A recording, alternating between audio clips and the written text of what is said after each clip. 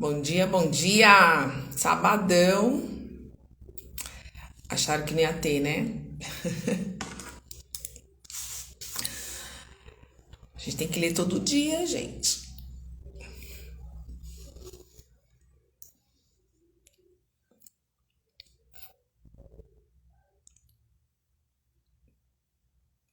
Vamos lá? Vou começar. Para quem chegar depois aí, fica gravado, tá? Se você tá chegando aqui agora, tá assistindo esse primeiro vídeo, tá gravado aí, você alguém te encaminhou.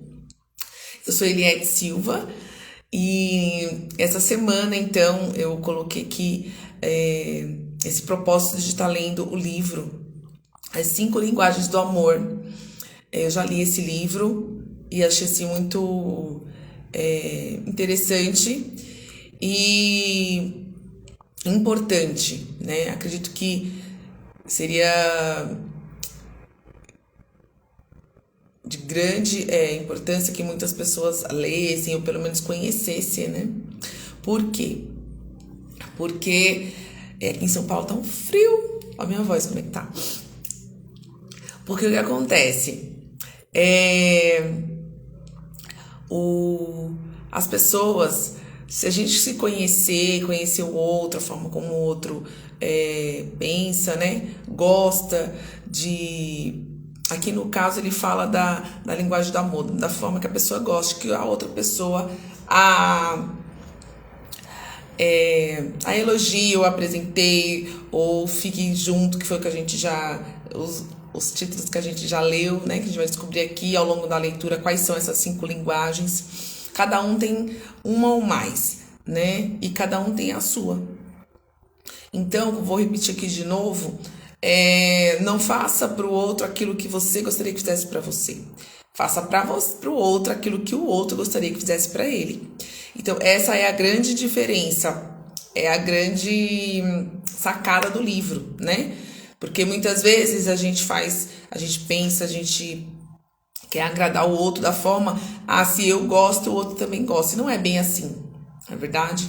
Então, o livro vem trazer essa reflexão pra gente, esse estudo. Quem escreveu esse livro foi o psiquiatra Gary Chapman, americano, né? E ele, ao longo de 20 anos, dentro do consultório dele, fez alguns atendimentos e por isso que ele escreveu o livro, né? Atendia muitos casais.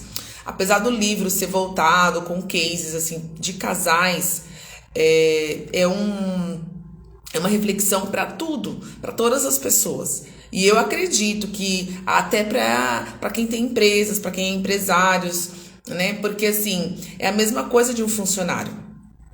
Se você souber essa linguagem do amor, você identificar do seu funcionário, por exemplo, você consegue agradar mais, você consegue manter aquele funcionário motivado, porque cada um tem uma linguagem, gosta de ser reconhecido de alguma forma. Tem pessoas que gostam de reconhecimento em público, tem pessoas que não gostam, tem pessoas que de repente, a minha recompensa eu quero, a minha parte eu quero em dinheiro, né? Mas não é bem assim. Se você acha assim, minha parte eu quero em dinheiro, nem todo mundo pensa assim. De repente, para muitas pessoas, o reconhecimento em público é mais importante. E se você conseguir identificar isso em um funcionário, imagina. Nossa, é fantástico, né? Se você conseguir reconhecer isso em um funcionário, é fantástico. Porque... E pessoas que já têm muito dinheiro, ou pessoas que já tá satisfeita ali, ou acomodada, vamos dizer assim, com o que tem. Ou que acha que o que tem já é suficiente. Então, assim, imagina, de repente você ser reconhecido ali publicamente pelo aquilo que você fez. Ou então, hoje, a nossa leitura, o nosso capítulo, nós estamos no capítulo 6. Então, no capítulo 1, a gente falou de que primeiro são palavras de afirmação, tá? Aqui eu tô levando para o mundo empresarial, para o mundo dos negócios, que também dá para você aplicar isso se você identificar a linguagem do amor do seu funcionário, do seu colaborador, né? Por quê? Porque todo é um ser humano, né? Todo mundo, isso é para qualquer relação, apesar do livro tratar muito de casais. Então vamos lá. Primeiro, quem não viu, depois assiste lá ou então lê o livro. Como eu já falei aqui, vou repetir, eu gosto muito da Rachel. Como é que é o sobrenome dela? Esqueci agora. Rachel Cabral, tá? O canal dela é de audiobooks, é maravilhoso, a leitura dela é muito gostosa, assim, simples, bem assim, é humano, né? Porque tem muitos livros que é robotizado, então assim, ela quem lê mesmo, então assim, é muito legal. Eu já ouvi vários livros dela, então eu recomendo o canal dela. Então assim, então, o que acontece? Quem não viu ainda, baixa lá, ou então lê o livro, tá bom? Ou acompanha a gente aqui, que a gente vai fazendo também uma discussão sobre o tema. Então, assim, no primeiro capítulo nós falamos do quê? Das palavras de afirmação, né? Então, aqui a gente está trazendo um pouquinho, no livro está falando muito de casais, vamos trazer então para o mundo corporativo. Para palavras de afirmação. De repente, aquele funcionário que quer que você reconheça ele em público, tá? Você vai fazer aquele reconhecimento dele em público, em uma reunião. Você vai falar alguma coisa que ele fez de construtivo para a empresa. Em segundo lugar, nós falamos então do tempo de qualidade, certo? Então, de repente, também, se é um funcionário que gosta, né? De repente, o que acontece? Se você tiver a presença da atenção na hora de repente, ouvir uma opinião desse funcionário, um funcionário que gosta de dar opinião, gosta de falar alguma coisa, imagina, é um tempo de qualidade que você está tendo com aquele funcionário, a atenção focada, né? Ele se preocupa comigo, eu sou ouvido, imagina, gente, o poder que isso não tem dentro de uma organização. E hoje nós vamos falar que hoje nós estamos então no 6º capítulo e é a terceira linguagem que o livro traz pra gente, que é o receber presentes. Tá? Já vou adiantar aqui, a gente não leu ainda, mas assim, imagina um funcionário que gosta de receber presentes. Independente, assim, bater uma meta, além da comissão ou daquela premiação que a empresa já proporciona, imagina dar ali um presente, uma coisa simbólica para aquele funcionário. Imagina, gente, é muito poderoso, é muito poderoso. Então, por isso que eu falo que o livro, apesar de retratar muito a questão do casal em si, mas eu levo isso para tudo, para todos os tipos de relações, tá? E não menos importante também para a relação de trabalho. Até entre colegas de trabalho, mas funcionário e patrão, eu acho que patrão e funcionário, eu acho também que é uma sacada bem legal. Então, se você olhar com esse outro olho, se você é empresário, você olhar com esse outro olhar, assim, para essa leitura, você consegue também extrair algumas coisas bem bacanas aí para o seu negócio, tá certo? Então, vamos lá. Eu vou começar a leitura hoje, a gente vai parando aí para não ficar muito cansativo, se tiver alguma observação. Se você estiver assistindo depois aí, gravado, comenta aqui se você já viu, se você identificou que essa é a sua linguagem, tá bom? Compartilhe com outras pessoas também, que de repente pode ajudar outras pessoas a leitura, a recomendação desse livro, tá? Como eu falei, independente de assistir aqui com a gente, o importante é a gente levar esse conhecimento para outras pessoas também, tá bom? Então vamos lá. E amanhã a gente vai estar aqui também, hein, gente? É domingão, Dia das Mães, mas vamos estar aqui também 7 horas, porque a leitura a gente tem que ler todo dia, temos que criar o hábito, tá? Porque a proposta era ler 2 capítulos por dia, porém os capítulos são bem longos, então tá dando aí mais ou menos quase 1 hora de leitura.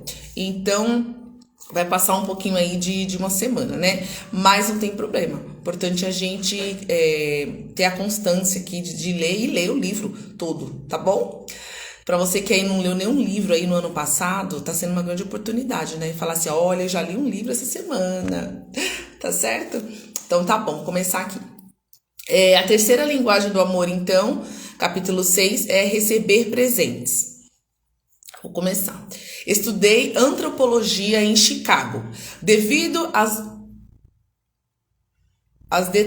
detalhadas etimografias, visitei pessoas fascinantes por todo o mundo. Estive na América Central, onde pesquisei as avançadas culturas dos maias e dos astecas. Cruzei o Pacífico e analisei as tribos da Melanésia e Polinésia. Estudei os esquimós, das vegetações das tundras ao norte e os aborígenes Ainos do Japão. Examinei os padrões de cultura relativos ao amor e casamento e descobri que em cada cultura o ato de dar presente faz parte do processo. Os antropologistas em geral são apaixonados pelos padrões culturais que distinguem as culturas. Eu também o sou.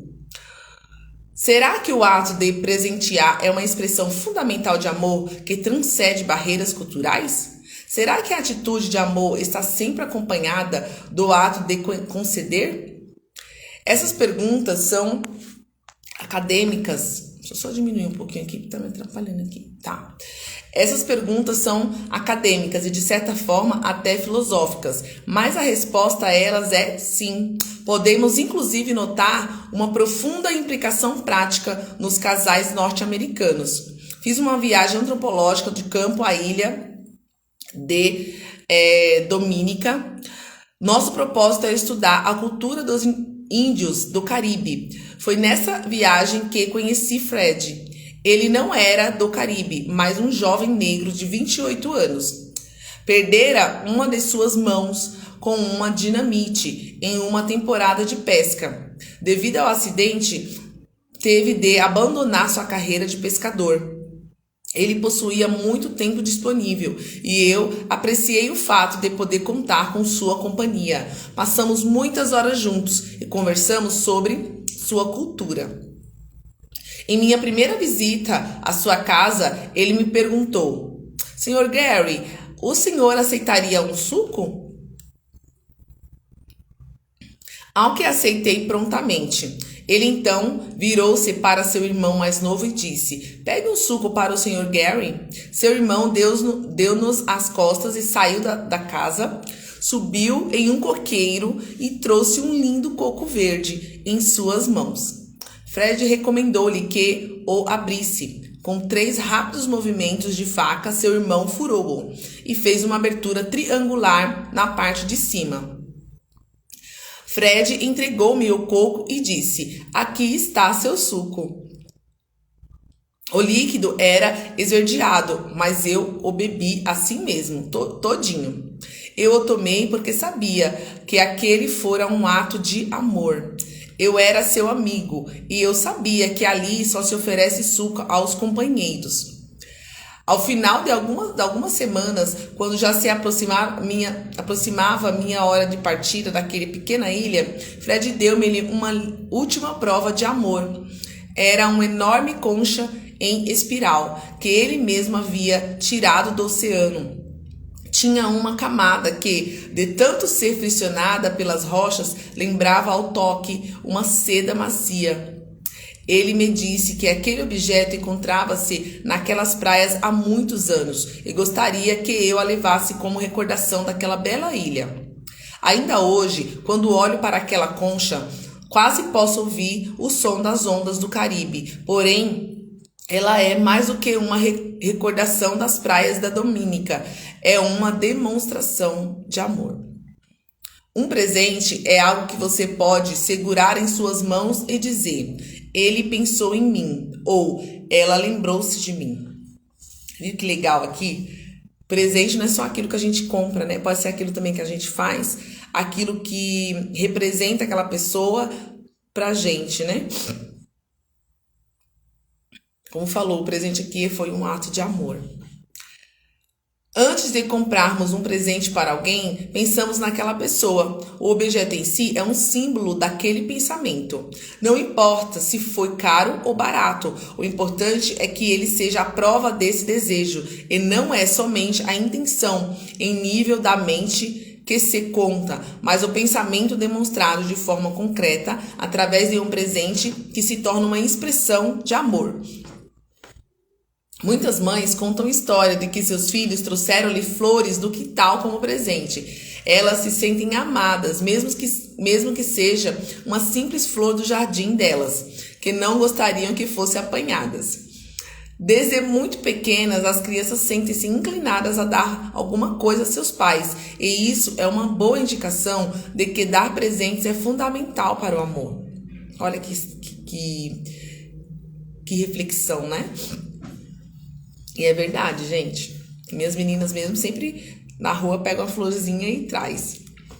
Presentes são símbolos visuais do amor. A maioria das cerimônias de casamento inclui dar e receber alianças. A pessoa que realiza a cerimônia diz: essas alianças são os sinais visíveis do elo espiritual que unem estes dois corações em um amor que nunca terminará. Isso não é um simples retórica, é a expressão de uma significante verdade. Os símbolos possuem valores emocionais. Creio que isso pode ser também exemplificado quando, perto da desintegração de um casamento, marido e mulher deixam de usar suas alianças. Esse é um sinal muito nítido de que o casamento está em sérios problemas. Certo esposo me disse o seguinte: quando ela atirou sua aliança contra mim e saiu cega de raiva, batendo atrás de si a porta da casa, tornou-se evidente que nosso problema era seríssimo. A aliança ficou no mesmo lugar onde foi jogada durante 2 dias, porque eu não me abaixei para pegá-la. Quando finalmente a apanhei, caí em um pranto compulsivo. As alianças são um símbolo do que o casamento deveria ser.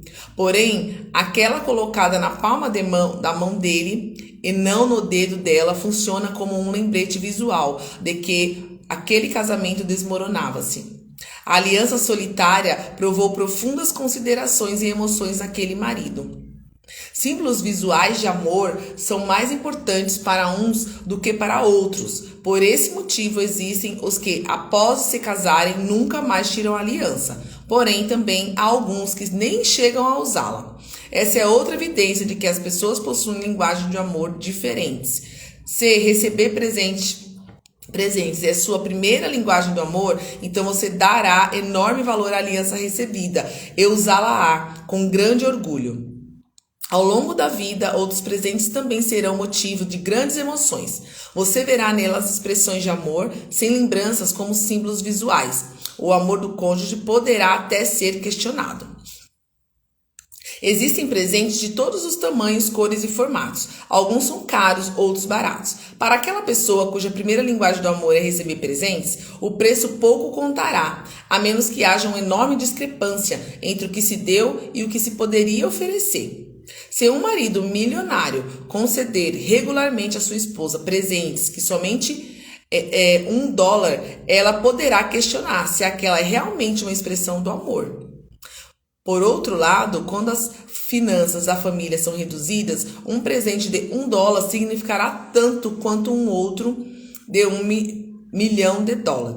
Olha que reflexão aqui, gente. O valor não importa? Não é importante, né? Mas o que ele está falando aqui? Não importa o valor, importa que seja de coração. Porém, se uma pessoa tem condições de presentear a uma outra pessoa com uma coisa melhor e ficar dando só coisas bem baratinhas, será que isso é realmente expressar o amor? Em forma de presente?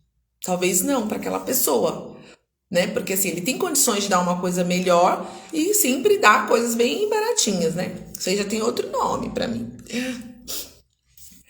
Presentes podem ser acompanhados, achados ou elaborados.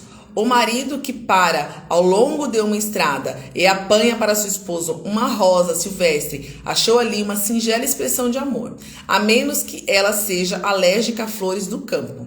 Para o esposo que pode pegar, há muitos cartões bonitos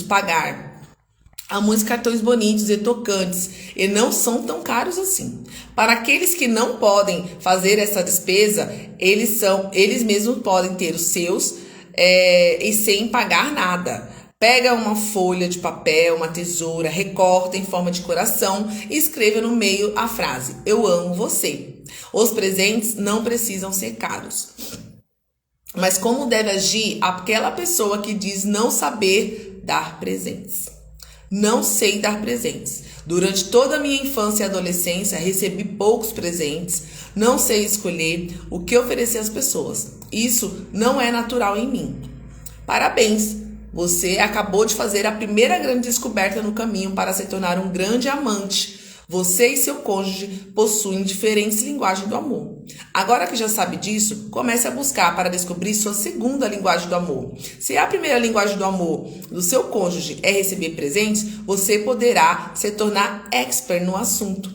De fato, essa é uma das mais simples linguagens para se aprender. Por onde começar? Faça uma lista de todos os presentes que, na sua opinião, seu cônjuge gostaria de receber. Porém, podem ser lembranças já concedidas por você ou outras pessoas da família ou amigos. A lista poderá dar uma ideia dos presentes que seu cônjuge desejaria ganhar. Se você tiver dificuldades em fazer uma seleção desses objetos, consulte outros membros da família. Deste meio tempo, chute, mas faça uma lista com presentes que estejam mais à mão e adquira-os para seus cônjuges. Não esperam por uma ocasião especial.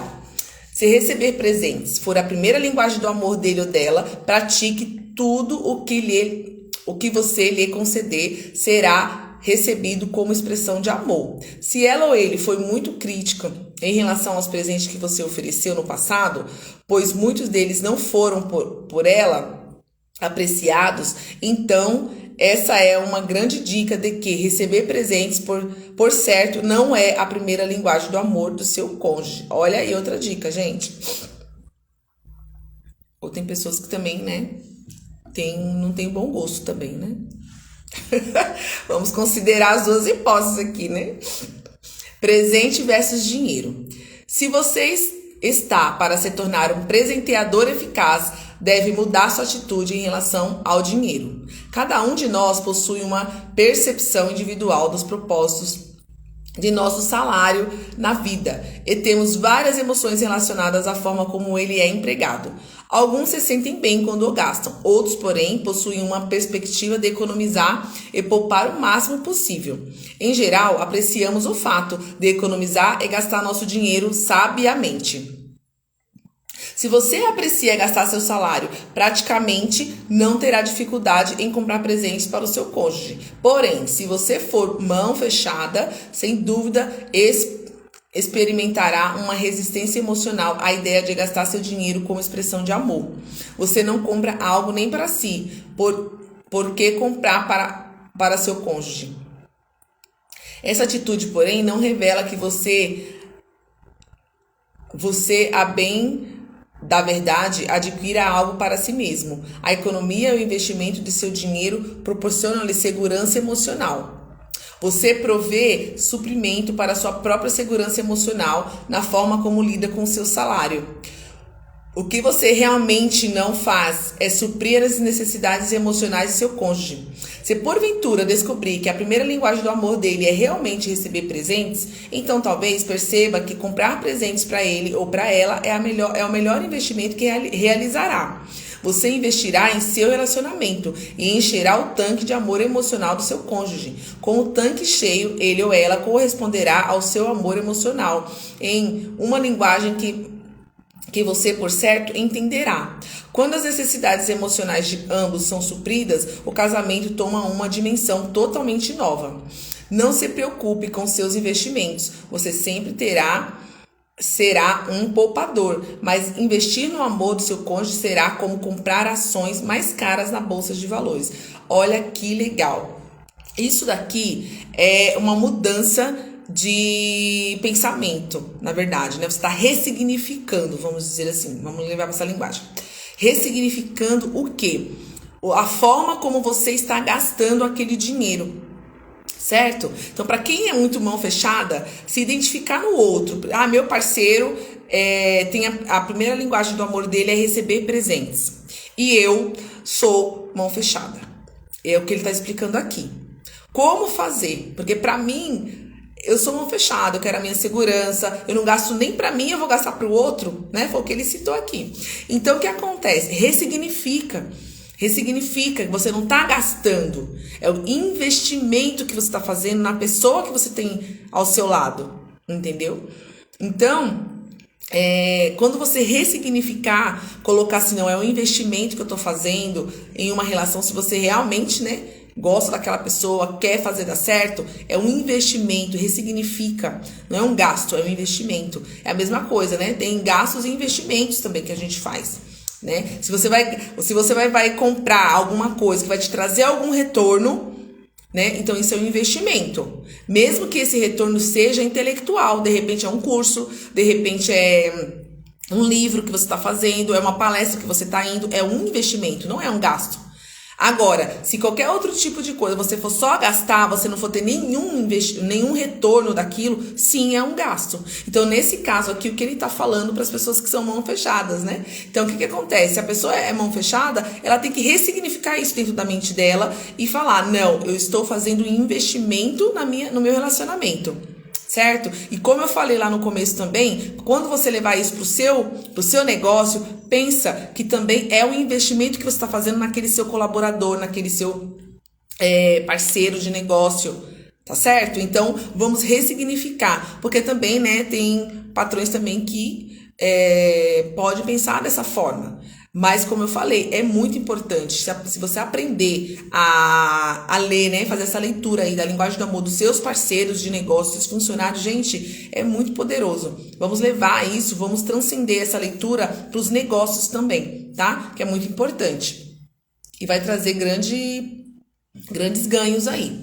Depois a gente vai falar mais sobre isso. Depois que acabar o livro, eu quero falar mais sobre isso. O presente da presença. Existe um tipo de presente que é intangível e muitas vezes fala mais alto do que qualquer outro que você possa ter nas mãos. Eu chamo de presente da sua presença ou presente de si mesmo. Estar ao lado de seu cônjuge quando este aprecia de você, fala mais alto do que aquele cuja primeira linguagem do amor é receber presentes. Jean disse que certa vez, meu marido Donald, os nomes são tudo em inglês, né? Porque ele é americano. Gosta mais de futebol do que de mim. Eu então lhe perguntei, por que você diz isso? No dia em que nosso filho nasceu, ele foi jogar bola. Eu fiquei a tarde toda sozinha, deitada em um leito da maternidade, enquanto ele se divertia com seus colegas o tempo todo. Fiquei arrasada. Aquele era um dos momentos mais preciosos de nossas vidas. Queria que o desfrutássemos juntos. Desejava que ele estivesse ali comigo, mas Dona abandonou-me e foi jogar. Aquele marido poderia ter mandado dúzias de flores para a esposa, mas elas, de forma alguma, falariam tão alto quanto se ele estivesse no hospital ao lado da esposa. Posso afirmar que Jem ficou profundamente magoada com aquela experiência. O bebê tem agora 15 anos e ela ainda fala do ocorrido com todas as emoções presentes, como se tivesse acontecido no dia anterior. Procurei sondá-la como a seguinte pergunta. Gente, eu já li um pouco o livro, Bondira. A gente vai, lá mais na frente, ele vai falar a visão dele, a versão dele. E é muito interessante aqui, porque se passaram 15 anos. E como tá falando, como eu já falei uma vez, para o nosso cérebro não existe passado, presente e futuro, existe o agora. Então, se eu estou remoendo uma coisa lá de trás, se eu estou remoendo alguma coisa lá de trás, é como se eu estivesse revivendo aquilo todos os dias. Imagina para essa esposa que está citando aqui, esse sentimento que ela todo dia alimenta dentro dela. Será que está fazendo bem para ela? Não, né?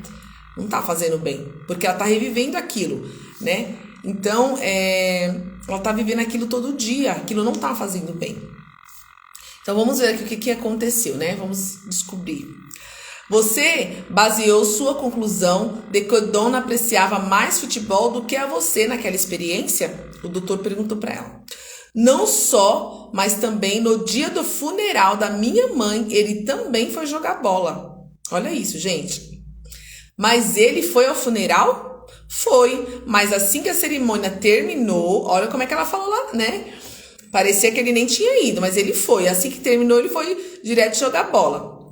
Eu não podia acreditar. Meus irmãos levaram-me para casa, pois meu marido tinha ido jogar futebol. Falta de sensibilidade aqui. Mais tarde, tive a oportunidade de perguntar a Dom sobre essas duas situações. Ele sabia exatamente do que eu falava. Eu sabia que ela falaria ao Senhor sobre isso. Eu estava lá durante todo o trabalho do parto e também quando o bebê nasceu. Tirei fotos. Eu estava muito feliz e não vi a hora de contar para os meus colegas do time. Olha a visão dele, da situação. Olha como é importante essa conversa, esse diálogo entre duas pessoas, né? Cada um tem uma visão da coisa, gente. É muito interessante isso aqui. Olha o que ele falou, ele esteve lá durante o parto. Ela lá em cima falou como se ele não tivesse nem ido, né? Foi jogar bola, não estava lá comigo. Mas acabou o parto, ele tá falando a visão dele. Eu fiquei muito feliz e não via a hora de contar para meus colegas do time a boa notícia. Mais tarde, quando voltei ao hospital, minha bola murchou. Ela estava furiosa comigo. Eu não podia acreditar que era ela quem me dizia todas aquelas coisas horrorosas. Achei que ela ficaria orgulhosa por eu ter o prazer em querer dar a boa notícia ao time. Ai, gente. Olha como é importante a gente entender a linguagem do outro.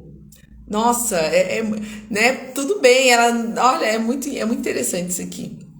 Ele podia ter falado depois, mas ela queria a presença dele, porque é a linguagem dela de amor. É a presença lá, né, que ele tá falando. E ele prosseguiu. Vamos lá, quando foi o fato da mãe morrer, né? Quando a mãe dela morreu, provavelmente não lhe contei que eu tinha uma semana de férias antes que a minha sogra morresse. E fiquei um tempo todo entre o hospital e a casa dela, fazendo reparos e ajudando no que era preciso. Após sua morte, terminando o funeral, achei que tinha feito tudo o que podia. Eu precisava de um descanso. Gosto muito de futebol e sabia que um joguinho ajudaria-me a relaxar e aliviar um pouco a tensão dos últimos dias.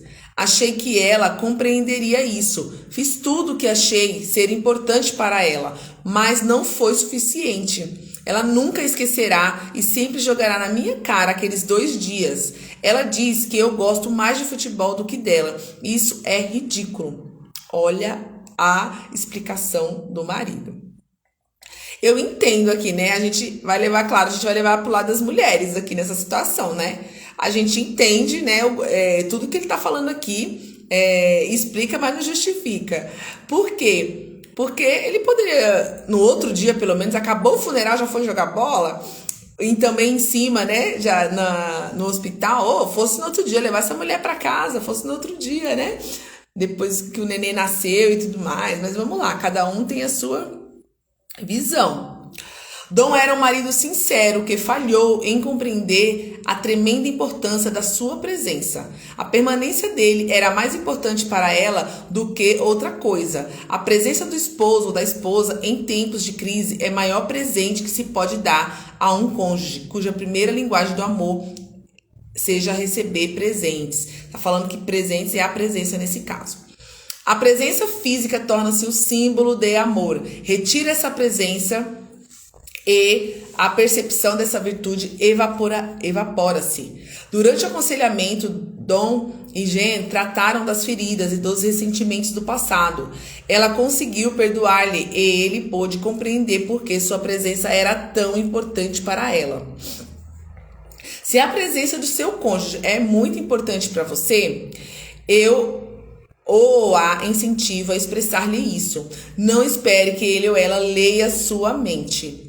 E se porventura ouvir a expressão gostaria muito que você estivesse lá comigo amanhã, hoje à noite, esta tarde, etc., por favor, leve esse pedido a sério. Talvez, de seu ponto de vista, sua presença não seja tão importante, mas se você não atender a essa solicitação, poderá comunicar uma mensagem negativa. Um determinado esposo me disse certa vez: quando minha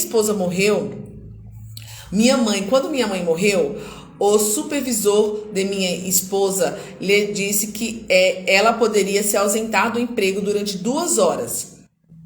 E depois desse período deveria voltar ao trabalho. Ela então disse-lhe que seu esposo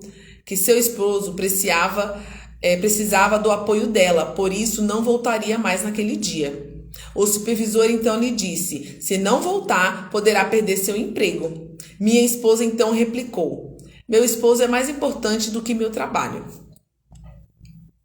Ela passou aquele dia comigo. De alguma forma, naquela oportunidade, eu me senti mais amado por ela do que nunca antes.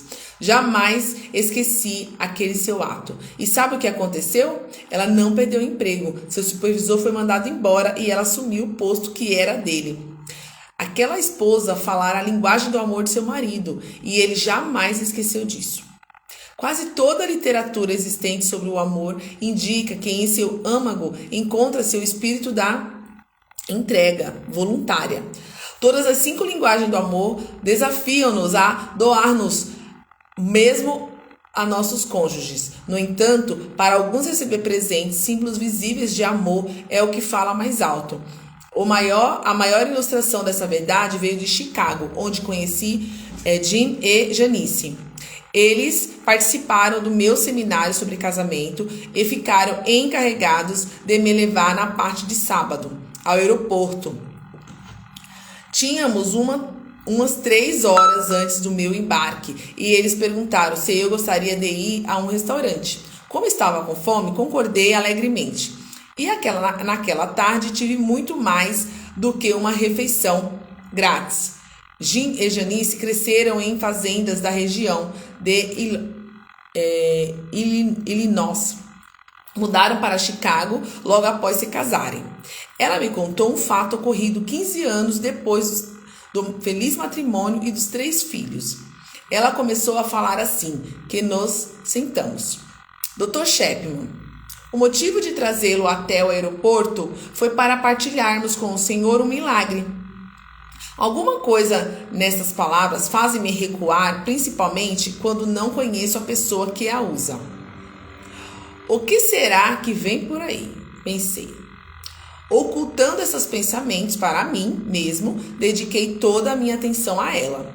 Eu não sabia, mas estava prestes a levar um choque. Dr. Chapman, Deus usou o Senhor para fazer um milagre em nosso casamento. Nossa, como me senti culpado. 1 minuto atrás, eu questionava o uso da palavra milagre. E agora Janice dizia que eu era o veículo daquele milagre. Passei então a ouvir com mais interesse. Janice continuou. Há 3 anos assistimos pela primeira vez um seminário do Senhor aqui mesmo em Chicago. Eu estava desesperada, pensava seriamente em deixar Jim. Eu já havia dito isso a ele. Nosso casamento estava vazio há muito tempo. Eu já tinha desistido. Durante anos eu dizia a Jim que precisava de seu amor, mas ele não esboçava nenhuma reação. Eu amava as crianças e sabia que elas me adoravam também, mas não sentia nenhum amor da parte de Jim. Para ser sincera, naquela época eu praticamente o detestava. Ele era uma pessoa absolutamente metódica, fazia tudo por hábito. Era tão previsível quanto um relógio e ninguém conseguia alterar aquela rotina. Ela continuou. Durante muitos anos, tentei ser uma boa esposa. Eu cozinhava, lavava, passava, colocava em prática tudo o que uma boa esposa deveria realizar. Fazia sexo porque sabia que era importante para ele. Porém, não havia jeito de me sentir amada por Jim. Sentia-me como se ele estivesse deixado de se interessar por mim após o casamento. E simplesmente não me valorizava mais. Sentia-me usada e desvalorizada. Quando falei com Jim sobre meus sentimentos, ele simplesmente riu. E disse que nós tínhamos um casamento tão bom quanto qualquer outro da vizinhança. Ele não conseguia entender porque eu estava tão infeliz. Lembrou-me então que as contas estavam pagas. Tínhamos uma bela casa, um carro novo e eu podia me dar ao luxo de escolher trabalhar fora ou em casa. E devia estar alegre ao invés de reclamar o tempo todo. Ele nem ao menos tentou compreender meus sentimentos, o que me fez sentir totalmente rejeitada. E foi assim que 3 anos atrás chegamos ao seu seminário. Ela suspirou e prosseguiu. Até então, nunca havíamos participado de nenhum estudo sobre casamento. Eu não sabia o que me esperava e, sinceramente, minhas expectativas eram negativas. Achei que nunca nem ninguém mudaria Jim. Durante e depois do seminário, ele quase não falou. Aparentemente, demonstrou gostar do assunto. Inclusive, achou o senhor muito engraçado. Mas não comentou comigo sobre nenhuma das ideias do seminário. Não esperava mesmo que eu fosse, e tampouco lhe perguntei coisa alguma. Como já disse, eu já desistira de esperar alguma mudança. Como o senhor bem sabe, o seminário terminou no sábado à tarde. Naquele dia à noite e no domingo, as coisas foram como de costume. Porém, na segunda-feira à tarde, ele chegou do serviço e trouxe-me uma rosa. Fez uma nova pausa para respirar fundo e prosseguiu. Onde você arrumou isso? Eu perguntei. Ele respondeu. Comprei com um vendedor de flores. Achei que você gostaria de ganhar uma rosa. Eu comecei a chorar e agradeci comovida. Logo descobri que ele comprara a rosa de um vendedor em alguma esquina. De fato, eu havia visto um naquele dia. Mas isso não importava, pois o que valia era que ele me trouxera aquela rosa. Na terça-feira à tarde, ele me ligou do escritório e perguntou-me: o que você acha se... O que eu achava se ele trouxesse uma pizza para jantarmos? Ele pensou que eu apreciaria não cozinhar naquela noite. Disse-lhe que achava uma ótima ideia e ele trouxe aquele lanche para casa. Nós curtimos muito aquela pizza, as famílias também gostaram muito e agradeceram-lhe por tê-la trazido. Dei-lhe um abraço e manifestei a minha sincera apreciação por tudo. Fiz uma pequena pausa e prossegui. Ao chegar em casa naquela quarta-feira, à noite, trouxe para cada um de nossos filhos um pacote de biscoitos e uma plantinha para mim. Disse-lhe que a rosa logo morreria e achava que eu gostaria de algo que durasse mais tempo. Eu pensei que tivesse alucinações. Não podia acreditar que Jim fizera aquelas coisas e nem o porquê delas. Na quinta-feira, após o jantar, ele me deu um cartão onde escrevera que, apesar de não saber dizer seu amor por mim, gostaria que eu soubesse o quanto eu significava para ele. Novamente chorei e sem relutância abracei-o e beijei-o. Nessa hora ele falou: por que não arrumamos uma babá para ficar em casa no sábado à noite e vamos nós dois jantar fora? Meio fora de órbita, respondi que seria maravilhoso. Na sexta-feira à noite, ao vir para casa, parou em uma loja de doces e trouxe para cada um de nós um pacotinho com nossos doces preferidos. De novo, ele nos fez uma surpresa e disse que aquela era a nossa sobremesa. Janice parou novamente para dar um profundo suspiro e prosseguiu. No sábado à noite, eu estava em Alfa. Não tinha ideia do que tinha acontecido a Jim, nem se aquilo duraria muito tempo. Só sabia que adorava cada minuto. Após nosso jantar, naquele sábado, disse-lhe que não entendia aquela sua atitude e pedi que ele me contasse o que acontecera. Nesse momento, ela olhou para mim muito séria e disse: Dr. Chapman, quero que o senhor entenda exatamente o que ocorreu. Este homem, depois que nos casamos, nunca mais me dera flor alguma. Jamais me dedicara um único cartão. Ele sempre dizia que comprá-lo era um desperdício de dinheiro, porque olhava uma vez para os mesmos e depois o jogava fora. Acredite ou não, só saímos para jantar uma única vez em 5 anos. Nunca adquiriu algo para as crianças e esperava que eu comprasse somente o extremamente essencial. Jamais trouxe uma pizza para jantarmos. Esperava encontrar a comida pronta todas as noites ao chegar em casa. Estou então desejosa de dizer-lhe que o que aconteceu foi uma mudança radical de comportamento. Nesse momento, virei-me para Jim e perguntei: o que você respondeu quando, ainda no restaurante, ela lhe perguntou o que acontecera? Disse a ela que, ao ouvir seu seminário sobre as linguagens do amor, compreendi que a linguagem dela era o receber presente. Nesta hora também percebi que há muitos anos não lhe dava uma lembrança sequer. Para ser sincero, creio que não lhe ofereci algo desde nosso casamento. Lembro-me que, Quando namorávamos, costumávamos trazer-lhe flores ou presentinhos, mas depois que nos casamos, achei que não deveria mais arcar com essa despesa.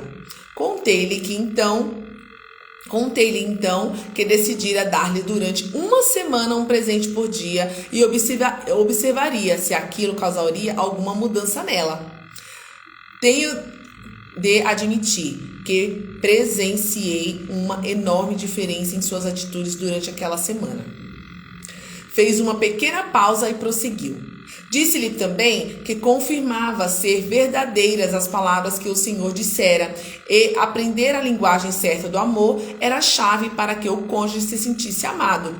Pedi perdão por ter ficado tão endurecido todos aqueles anos, falhando tanto em suprir suas necessidades de sentir-se amada. Disse a ela que realmente a amava e apreciava todas as coisas que ela fazia por mim e pelas crianças. Disse-lhe também que com a ajuda de Deus iria me tornar um expert em presentear, iria me aprimorar nisso por toda a minha vida. Nessa hora, Janice me disse: mas Jim, você não pode continuar a me comprar presente todos os dias pelo resto de nossas vidas. Não há orçamento que aguente isso. Eu lhe respondi: pode ser que não dê para comprar todos os dias, mas pelo menos uma vez por semana acho que sim. Isso soma 52 novos presentes por ano, que você deixou de receber nos últimos 5. E quem disse que terei que comprar todos eles? Posso muito bem fazer alguns. Posso utilizar a ideia do Dr. Chapman, de na primavera apanhar flores do nosso jardim. Que legal, né? Janice então o interrompeu. Dr. Chapman, que eu me lembre, ele não falhou nenhuma semana. Já há 3 anos. Ele é um novo homem. O Senhor não acredita como somos felizes. Nossos próprios filhos têm nos chamados de pombinhos apaixonados. Meu tanque tem transbordado de tão cheio. Virei-me então para Jim e perguntei: e quanto a você, Jim? Também se sente amado por Janice? Eu sempre me senti amado por ela, Dr. Chapman. Ela é a melhor dona de casa do mundo. Cozinha como ninguém, minhas roupas são sempre limpas e passadas. Ela é ótima para lidar com as crianças. Sei que ela me ama. Ele sorriu e continuou: minha linguagem do amor está muito óbvia para o senhor, não é? Concordei com ele. E também com ela, ao lembrar da palavra milagre utilizada ao início de nossa conversa. Não é necessário que os presentes sejam caros e oferecidos semanalmente. Para algumas pessoas, o valor deles nada tem a ver com o preço, mas sim com o amor implícito. No capítulo 7, deixaremos mais clara a linguagem de amor de Jim. Gente, chegamos ao fim do 6º capítulo. Muito legal, amei, tô amando aqui. Eu já li, como eu falei pra vocês, eu já li esse livro, ouvi, né? Como eu falei, eu absorvo melhor quando eu escuto. E agora, fazendo de novo essa reflexão, esse estudo, né? Que pra mim tá sendo um estudo, é muito interessante. Quão simples é você se manter aí, né, ativo, fazer o outro feliz, né, vamos dizer assim. E aí, a gente para e pensa, né, será que estamos realmente, assim, dispostos a passar por isso? Porque, gente, é simples, porém não é fácil, né, como ele mesmo disse, foram todas as semanas que ele comprou ali um presentinho sem falhar durante 3 anos, porque essa era a linguagem de amor dela, né? Então, e a dele, a gente vai ouvir aqui. Eu já vou deixar para vocês, para quem ainda não ouviu, que não assistiu, não leu o livro ainda, a linguagem de amor dele. Você viu o que ele falou? O que ele falou aqui? Ele falou que assim, ele sempre se sentiu amado, porque ela cozinha bem, ela cuida da casa, ela cuida dos filhos, ela cuida de tudo. E essa é uma linguagem dele, é a primeira linguagem dele. E essa linguagem tem o nome de formas de servir. A linguagem dele é formas de servir. Quando o outro faz, né? Quando o outro faz pela pessoa. A 4ª linguagem do amor é formas de servir. E aí, hoje então, né? A gente já tá aqui encerrando, já tá dando aqui quase 1 hora. Eu vou encerrar. Tá sendo bem bacana que o capítulo tá dando 1 hora de leitura, né? Então, assim, obrigada pra você que ficou até aqui comigo, pra você que tá acompanhando aí mesmo depois gravado. Aconselho você a depois ler o livro, comprar ou ter o livro com você pra você reler de novo. Baixa aí em PDF, tem PDF gratuito aí na internet, tá? Ouça lá com a Rachel Cabral, ou então com algum outro também, tem homens também que lê. Mas dá uma olhada, tá, gente? Porque a Rachel, que nem eu tô falando pra vocês, a Rachel, ela lê mesmo, e tem outro, e eu sei que ela tem esse audiobook. E tem outros que é robô, né? Que joga em algum aplicativo, alguma coisa, e aí tem pontuações que não sai direito, então a compreensão dificulta um pouquinho, tá bom? Sempre que você procurar um livro em audiobook para ouvir, procura algum que seja voz humana, porque aí tem a pontuação certinha para você compreender melhor. Até mesmo se você for só ouvir, né? Porque quando você tá lendo e ouvindo, você já vai vendo a pontuação, vai entendendo melhor. Agora, quando você tá só ouvindo, se tiver uma pontuação errada, muda todo o contexto da coisa. A gente sabe como é que funciona, né? Uma vírgula fora do lugar muda toda uma frase, tá bom? Então, amanhã é domingo, mas a gente vai estar aqui, porque a gente tem que ler todos os dias. Tá bom?